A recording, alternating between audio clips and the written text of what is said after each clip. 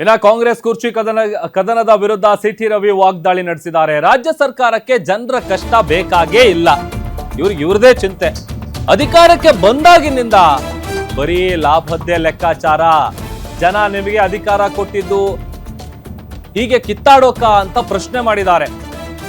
ಈ ಸೀರಿಯಲ್ಗಳು ಬರುತ್ತಲ್ಲ, ಆ ತರ 2 ವರ್ಷದಿಂದ ಕುರ್ಚಿ ಕಿತ್ತಾಟ ಆಗ್ತಾ ಇದೆ. ಮೆಗಾ ಸೀರಿಯಲ್ ತರ ಎಳಿತಾ ಇದ್ದಾರೆ.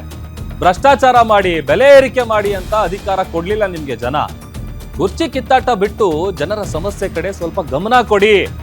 ಇಲ್ಲ ಅಂತ ಅಂದ್ರೆ ಕುರ್ಚಿ ಕೊಟ್ಟ ಜನರೇ ಕುರ್ಚಿಯಿಂದ ನಿಮ್ಮನ್ನು ಕೆಳಗಿಳಿಸ್ತಾರೆ ಅಂತ ಬೆಂಗಳೂರಲ್ಲಿ MLC ಸಿಟಿ ರವಿ ವಾಗ್ದಾಳಿ ನಡೆಸಿದ್ದಾರೆ. ಜನಸಾಮಾನ್ಯರು ದೆಹಲಿಗೆ ಹೋದ್ರೂ ಇವ್ರ ಕಿವಿ ಕಣ್ಣು ಎಲ್ಲ ಮುಂದೆ ಯಾರು ಮುಖ್ಯಮಂತ್ರಿ ಆಗ್ತಾರೆ,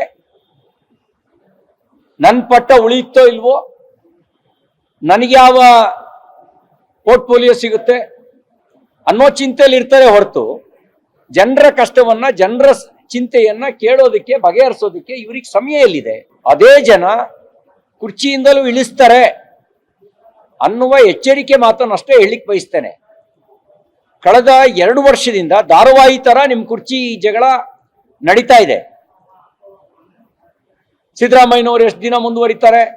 ಇಲ್ಲ ಅವರೇ ಸಾಯೋವರೆಗೂ ಮುಖ್ಯಮಂತ್ರಿ ಅಂತ ಕೆಲವರು, ಇನ್ ಕೆಲವರು ಇಲ್ಲ DK ಶಿವಕುಮಾರ್ ಹಾಗೇ ಆಗ್ತಾರೆ ಅಂತ ಇನ್ ಕೆಲವರು, ಮತ್ ಕೆಲವರು DK ಶಿವಕುಮಾರ್ ಹಣೆಲೇ ಬರ್ದಿಲ್ಲ ಮುಖ್ಯಮಂತ್ರಿ ಆಗೋ ಯೋಗ,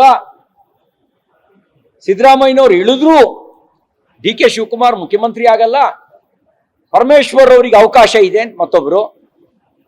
ಇದರ ನಡುವೆ ಸತೀಶ್ ಜಾರಕಿಹೊಳಿ ಅವರು ಯಾಕೆ ಮುಖ್ಯಮಂತ್ರಿ ಆಗಬಾರ್ದು ಅಂತ ಕೆಲವರು, ಎಲ್ಲರೂ ಸೇರಿ ನನ್ನ ಹೆಸರನ್ನು ಯಾಕೆ ಹೇಳ್ತಾ ಇಲ್ಲ ಅಂತ ಮಲ್ಲಿಕಾರ್ಜುನ್ ಖರ್ಗೆ ಅವರು. ಈ ಜಗಳದೊಳಗೆ ಸೊರಗ್ತಾ ಇರೋದು ಕರ್ನಾಟಕದ ಜನ.